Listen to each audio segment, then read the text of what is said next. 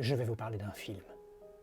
The Trial of the Chicago 7, en français Les 7 de Chicago, est disponible sur Netflix depuis le 16 octobre 2020 et je l'ai vu, je vais donc vous en parler. Il s'agit d'un film de genre. Je dirais même plus qu'il s'agit d'un film de genre, car il y en a plusieurs. C'est d'abord un film tiré de faits réels, de faits historiques. C'est ensuite un film de procès et pour finir, un film politique. Il se trouve que je suis sensible aux trois, alors forcément, The Trial of the Chicago 7 nous raconte, à travers le procès de 7 militants, les émeutes qui se sont déroulées à Chicago à l'occasion de la Convention nationale démocrate de 1968. 7 militants accusés de conspiration pour avoir déclenché les émeutes ayant conduit à de violents affrontements avec les forces de l'ordre. Tous ces militants appartenaient à des groupes pacifistes, des groupes qui se nommaient à l'époque les hippies. Non pas les hippies, les hippies. Ce sont des hippies très politisés. Et le mob, c'est un regroupement de gens qui étaient plutôt contre la guerre du Vietnam, des pacifistes donc. Vous rajoutez là-dedans, dans le shaker, le procès du cofondateur des Black Panthers, Bobby Seale, et vous avez un cocktail explosif. Le film est réalisé par Aaron Sorkin. Alors normalement là, vous êtes comme moi, vous ne savez pas qui c'est. C'est normal, c'est son second long métrage. Le type est plutôt connu pour ses scénarios, et puis parfois il fait l'acteur. Bon. En tout cas, ce qui est sûr, c'est que ce type semble avoir un faible pour les histoires vraies et les trucs un brin titillant. Il a bossé sur la bio de Steve Jobs, sur la création de Facebook, bref, c'est un petit fouille-merde. Et avec The Trial of the Chicago 7, il va bien la remuer la merde d'Aaron Sorkin.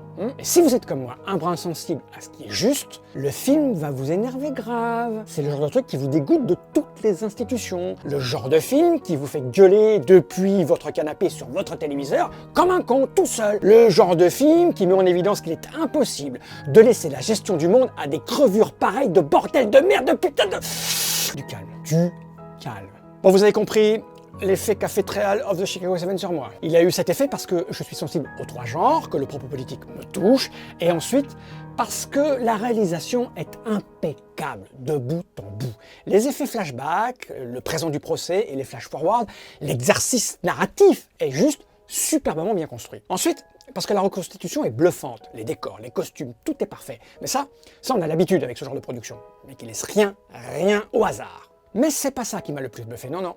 C'est encore une fois, et c'est souvent le cas pour moi, le jeu des acteurs, et plus particulièrement celui de Sacha Baron Cohen. Oui, l'acteur qui joue Borat est dans ce film. Le mec qui fait le con, avec un maillot de bain qui lui moule les couilles et qui lui rentre dans l'arrêt du cul, est dans ce film. Et là, c'est à moi qu'il a trouvé le cul, le mec. Il est incroyable. Il m'a épaté il y a quelques semaines dans une série qui s'appelle The Spy, je vous en parlerai peut-être, et là, il a enfoncé, si je peux dire, le clou. Il est juste... fabuleux, c'est un vrai putain d'acteur. Alors attendons-nous bien, tous les acteurs sont bons.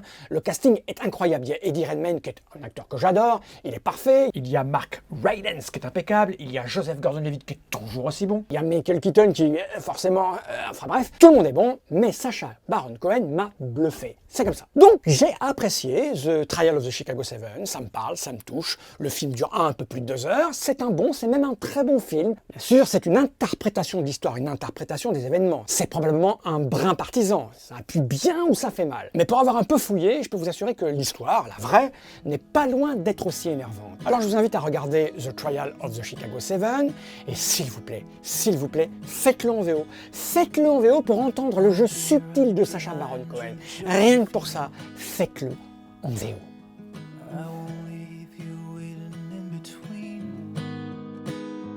And the cigarette you bummed from me is almost burning